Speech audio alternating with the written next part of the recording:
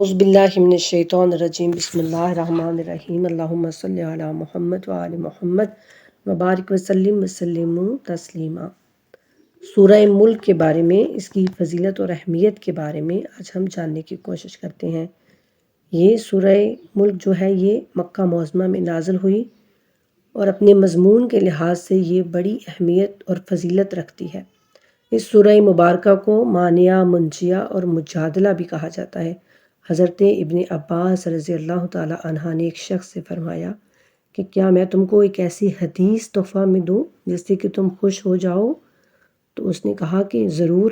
تو آپ نے فرمایا کہ تبارک الذی بیدہ الملک پڑھا کرو، یعنی سورہ ملک کی تلاوت کیا کرو، اپنے گھر والوں کو سکھاؤ، اپنے بچوں کو سکھاؤ، پڑوسیوں کو بتاؤ کہ یہ نجات دینے والی ہے، قیامت میں مجادلہ کرنے والی ہے، اپنے رب سے پڑھنے والے کے لیے جھگڑا کرے گی اور اللہ سبحانہ تعالیٰ سے مطالبہ کرے گی کہ اسے عذاب جہنم سے بچائے۔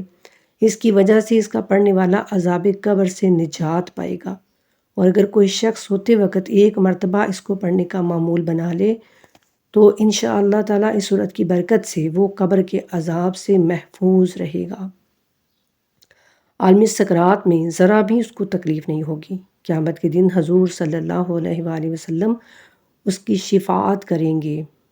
اس لیے اگر اس سورت کو 11 روز تک بعد نماز ظہر پڑھ کر اللہ کے حضور کسی مرحوم شدہ آدمی کی مغفرت کے لیے دعا کی جائے تو انشاءاللہ دعا قبول ہوگی اور مرحوم کو اللہ سبحانہ تعالیٰ راحت نصیب فرمائیں گے، اس سے عذاب قبر ٹل جائے گا انشاءاللہ۔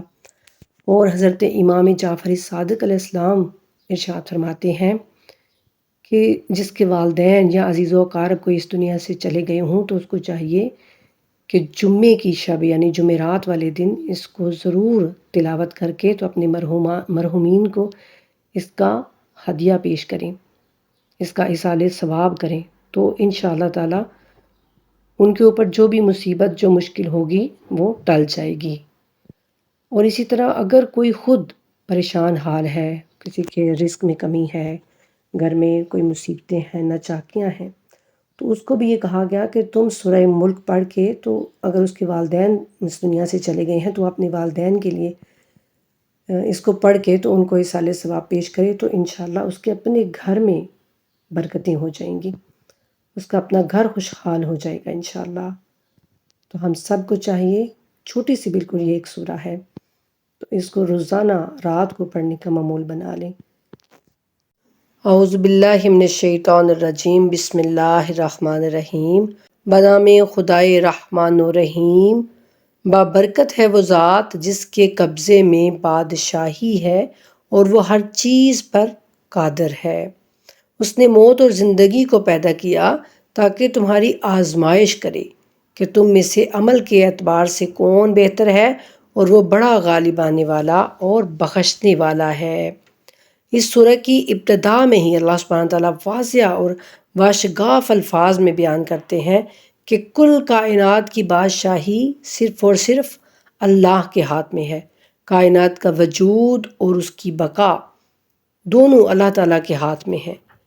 جس طرح تخلیق کائنات میں اس کا کوئی شریک نہیں ہے، اسی طرح بالکل تدبیر کائنات میں، کائنات کو چلانے میں بھی اس کا کوئی خامی، کوئی اس کا مددگار، کوئی اس کا شریک نہیں ہے۔ مشرکین مکہ جو ہیں وہ یہ کہتے تھے کہ بے شک ہر چیز کو اللہ نے ہی خلق کیا ہے، لیکن جو تدبیر ہے یعنی چلانے والے وہ ہمارے معبود ہیں، وہ بت ہیں جن کو انہوں نے بنایا ہوا تھا کہ یہ بارش برساتا ہے، یہ اناج اگاتا ہے، یہ کرتا ہے، یہ کرتا ہے۔ تو اس آیہ کریمہ میں، اس سورہ مبارکہ کی پہلی ہی آیات میں اللہ سبحانہ تعالیٰ بتا رہے ہیں کہ ہر چیز کی قدرت جو ہے وہ صرف اور صرف اللہ سبحانہ تعالیٰ کے ہاتھ میں ہے۔ ہر چیز کا خالق بھی وہی ہے اور ہر چیز کی تدبیر کرنے والا مدبر بھی اسی کی ذات ہے، اس کے علاوہ اور کوئی نہیں ہے۔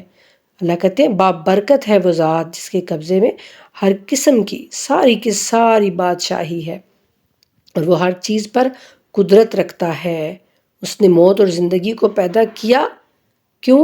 تاکہ وہ تمہاری آزمائش کرے، وہ دیکھے کہ کون بہتر عمل کرتا ہے اور کون شیطان کے نقش قدم پر چلتا ہے اور کون رحمان کے بتائے ہوئے طریقے پر چلتا ہے، یہ دیکھنا چاہتے ہیں اللہ سبحانہ تعالیٰ۔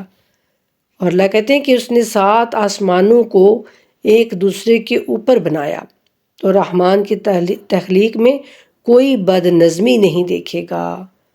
یعنی ہوتا ہے نا، کوئی انسان کوئی چیز کو بناتا ہے تو وہ 100 دفعہ تو بگڑتی ہے نا، پھر جا کے وہ ویسی بنتی ہے جیسی کہ وہ بنانا چاہتا ہے۔ لیکن اللہ سبحانہ تعالیٰ کہتے ہیں کہ رحمان کی تدبیر، اس کی تخلیق میں تم کوئی بد نظمی نہیں دیکھو گے، ذرا پھر پلٹ کر دیکھو، کیا تم کوئی خلل پاتے ہو؟ اللہ اکبر۔ یعنی اللہ سبحانہ تعالیٰ جھنجھوڑ رہے ہیں انسان کے ذہن کو کہ ذرا غور کر کے تو دیکھو، آسمانوں میں تمہیں کوئی سوراخ نظر آتا ہے یا کسی چیز میں تم کوئی نقص پاتے ہو، کوئی خلل پاتے ہو؟ بے شک نہیں، ہر چیز کو اللہ سبحانہ تعالیٰ نے بہترین طریقے سے حل کیا ہے۔ پھر اللہ کہتے ہیں پھر پلٹ کر دوبارہ دیکھو، تمہاری نگاہ ناکام ہو کر تھک کر تمہاری طرف لوٹ آئے گی۔ یعنی تم آسمان کو دیکھتے دیکھتے تھک جاؤ گے، لیکن اس میں تمہیں کوئی بھی نقص، کوئی بھی شگاف نظر نہیں آئے گا۔ اور بے شک ہم نے قریب ترین آسمان کو ستاروں کے چراغوں سے آراستہ کر دیا۔ یہ جو ہم دیکھتے ہیں آسمان، سب سے پہلا آسمان یعنی جو ہمارے اوپر ہے، ہمیں یہی سب کچھ لگتا ہے، لیکن اس کے اوپر اور 6 آسمان اللہ سبحانہ تعالیٰ کہتے ہیں کہ ہم نے بنائے۔ اور اللہ کہتے ہیں کہ اس کو ہم نے ستاروں سے سجا دیا اور انہیں شیطانوں کے مارنے کا ذریعہ بنایا، اور ہم نے ان کے لیے دہکتی آگ کا عذاب تیار کر رکھا ہے۔ اور جنہوں نے اپنے رب کا انکار کیا ہے ان کے لیے جہنم کا عذاب ہے، اور وہ بدترین ٹھکانہ ہے۔ جب وہ اس میں ڈالے جائیں گے تو اس کے بھڑکنے کی ہولناک آوازیں سنیں گے اور وہ جوش مار رہی ہوگی۔ اللہم اجرنا من النار، اللہم اجرنا من النار۔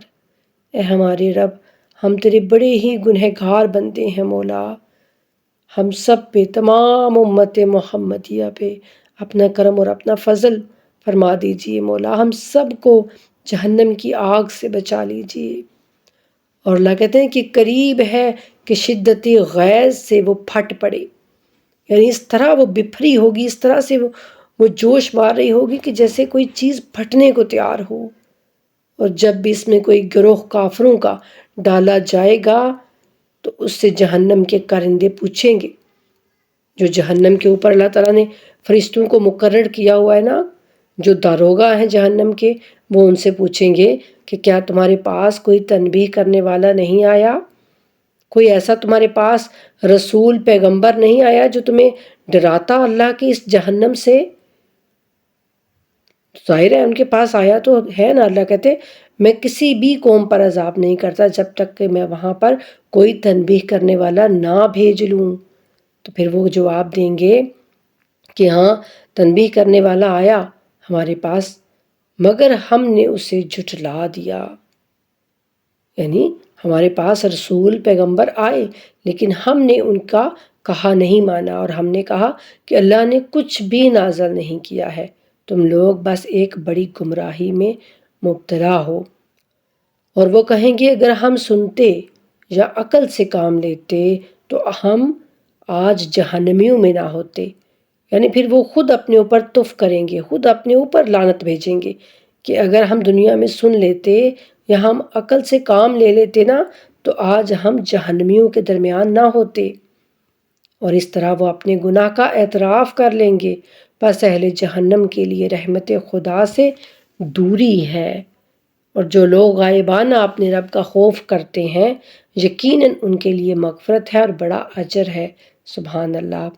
یعنی اللہ تعالیٰ بے شک غائب ہے، وہ ہمیں نظر نہیں آتے، لیکن پھر بھی جو اپنے رب کا خوف کرتا ہے، اپنے رب کا ڈر اس کے دل میں رہتا ہے، اور وہ چاہے بالکل کہیں اکیلا ہو تو پھر بھی وہ گناہ سے بچتا ہے، تو اللہ کہتے ہیں اس کے لیے یقیناً بڑا اجر ہے اور اس کی بخشش کی جائے گی، مغفرت ہے اس کے لیے۔ اور تم لوگ اپنی باتوں کو چھپاؤ یا ظاہر کرو، یقیناً وہ تو سینوں میں موجود رازوں سے خوب واقف ہے۔ اور کیا جس نے پیدا کیا اس کو علم نہیں ہوگا؟ سبحان اللہ۔ اللہ سبحانہ تعالیٰ یعنی ایک سوالیہ نشان ان پہ اٹھا رہے ہیں کہ کیا جس نے تم سب کو پیدا کیا ہے کیا اس کو علم نہیں ہوگا؟ حالانکہ وہ باریک بین، بڑا ہی باخبر ہے۔ وہ وہی ہے جس نے تمہارے لیے زمین کو رام کیا، یعنی زمین کو تمہارے لیے ہموار کر دیا، بس اس کے دوش پر چلو اور اس کے رزق میں سے کھاؤ اور اسی کے پاس زندہ ہو کر جانا ہے۔ یعنی یہ زمین تمہارے لیے ہے، اس کے اوپر ہم چلتے پھرتے رہتے ہیں، اسی میں سے ہمارا رزق نکلتا ہے، ہم اس کو پانی بھی اسی میں سے نکلتا ہے، کھانے پینے کا سامان اسی میں سے غلہ اگتا ہے، ہم کھاتے ہیں، اور پھر جب مرنے کے بعد ہم اسی کے اندر دفنائے جائیں گے، اور قیامت میں ہم اسی کے اندر سے نکل کر اپنے رب کے سامنے حاضر ہو جائیں گے۔ کیا تم اس بات سے بے خوف ہو کہ آسمان والا تمہیں زمین میں دھنسا دے اور زمین چھولنے لگ جائے؟ اللہ اکبر۔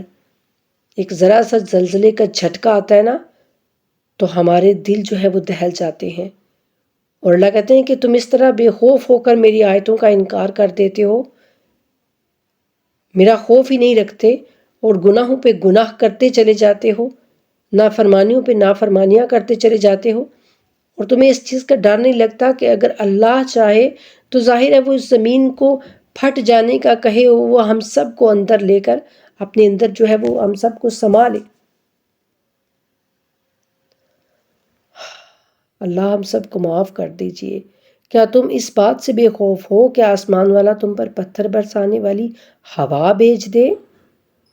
یعنی جیسی پہلی قوموں پر عذاب آئے ہیں ویسے کوئی عذاب تم پر آ جائے، پھر تمہیں معلوم ہو جائے گا کہ میری تنبیہ کیسی تھی، اور بے شک ان سے پہلے لوگوں نے بھی تکذیب کی تھی، تو دیکھ لو کہ میرا عذاب کیسا تھا۔ کیا یہ لوگ اپنے اوپر پرواز کرنے والے پرندوں کو پر پھیلاتے ہوئے اور سمیٹتے ہوئے نہیں دیکھتے؟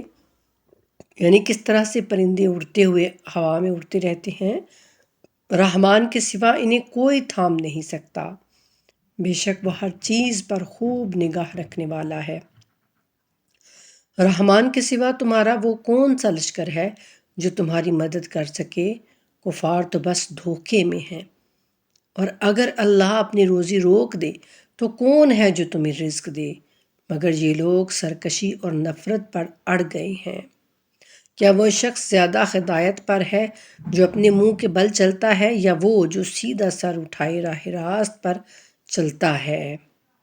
کہہ دیجئے وہی تو ہے جس نے تمہیں پیدا کیا اور تمہارے لیے کان، آنکھیں اور دل بنائے، مگر تم کم ہی شکر کرتے ہو۔ اللہ اکبر۔ یہ اللہ سبحانہ تعالیٰ اپنے بندوں سے شکوہ کر رہے ہیں کہ دیکھو میں نے تمہارے لیے کتنی نعمتیں پیدا کی، کتنی نعمتیں تمہیں عطا کی، مگر تم ہو کہ کم ہی شکر کرتے ہو۔ کہہ دیجئے اللہ ہی تو ہے جس نے تمہیں زمین میں پھیلا دیا اور تم اسی کے روبرو جمع کیے جاؤ گے۔ اور وہ کہتے ہیں اگر تم سچے ہو تو بتاؤ یہ وعدہ کب پورا ہوگا؟ یعنی مشرکین مکہ جی کہتے کہ کب آئے گی قیامت، کب آئے گا عذاب؟ تو کہہ دیجئے کہ علم تو صرف اللہ کے پاس ہے، جبکہ میں تو صرف واضح تنبیہ کرنے والا ہوں۔ یعنی قیامت کا علم جو ہے نا وہ اللہ سبحانہ تعالیٰ قرآن کریم میں بار بار یہی کہتے ہیں کہ قیامت کب آئے گی اس کا علم صرف اور صرف اللہ سبحانہ تعالیٰ کو ہے، وہ بہتر جانتا ہے کب آئے گی، کیسے آئے گی۔ تو یہ جب بھی یہ پوچھا گیا نا یہ سوال تو اللہ کہتے ہیں کہ کہہ دیجئے کہ اس کا علم صرف اللہ کے پاس ہے، میں تو تمہیں صرف واضح ڈرانے والا ہوں، واضح تمہیں نصیحت کرنے والا ہوں۔ پھر جب وہ اس وعدے کو قریب پائیں گے تو کافروں کے چہرے بگڑ جائیں گے اور کہا جائے گا یہی وہ چیز ہے جسے تم طلب کرتے تھے، جس کو تم مانگتے تھے، کہتے تھے جلدی آ جائے۔ اور کہہ دیجئے کہ مجھے بتلاؤ کہ اگر اللہ مجھے اور میرے ساتھیوں کو ہلاک کر دے یا ہم پر رحم کرے تو کافروں کو دردناک عذاب سے کون بچائے گا؟ یعنی رسول اللہ صلی اللہ علیہ وآلہ وسلم سے یہ کہا جا رہا ہے کہ آپ خود مشرکین مکہ سے یہ کہیں کہ اگر مجھے اللہ جو ہے وہ یا میرے ساتھیوں کو بھی اگر وہ ہلاک کرنا چاہے اور کر دے تو لیکن جو تم ہٹ درمی کر رہے ہو، جو تم کفر کر رہے ہو، تو تمہیں دردناک عذاب سے پھر کون بچا سکتا ہے؟ کہہ دیجئے کہ وہی رحمان ہے جس پر ہم ایمان لا چکے ہیں اور اسی پر ہم نے بھروسہ کیا ہے۔ عن قریب تمہیں معلوم ہو جائے گا کہ کون صریح گمراہی میں ہے۔ اور کہہ دیجئے مجھے بتاؤ کہ اگر تمہارا یہ پانی زمین میں جذب ہو جائے، زمین کے یعنی اندر چلا جائے، تو کون ہے جو تمہارے لیے آب رواں لے آئے؟ بے شک اس خدائے واحد کے علاوہ اور کوئی نہیں، صرف اور صرف اسی کی ذات ہے جو ہمارے لیے سب کچھ کرتا ہے، ہمیں اتنی نعمتیں عطا کرتا ہے، اور اس رب کا بہت شکر کرنا چاہیے، بہت زیادہ، کیونکہ وہ رب جو ہمارا مہربان مالک ہے، ہمیں ہر نعمت عطا کرتا ہے، ہمارا اتنا خیال رکھتا ہے، ہم پر اتنا کرم کرتا ہے، ہماری عیبوں کو چھپاتا ہے، ہمیں دنیا میں ہر نعمت عطا کرتا ہے۔ وہ ہم سے شکایت کر رہا ہے کہ میرے بندے میرا شکر کم ہی ادا کرتے ہیں، تو اپنے رب کے سامنے ہر نماز کے بعد سجدہ شکر ادا کیا کیجیے، سجدہ شکر لمبا اور طویل سجدہ کیا کیجیے، جتنا ہو سکے اتنا لمبا سجدہ کیا کیجیے۔ وما علینا الا البلاغ المبین۔ اللہم صلی علی محمد وآل محمد وعجل فرجهم وفرجنا بهم برحمتک یا ارحم الراحمین، آمین ثم آمین یا رب العالمین۔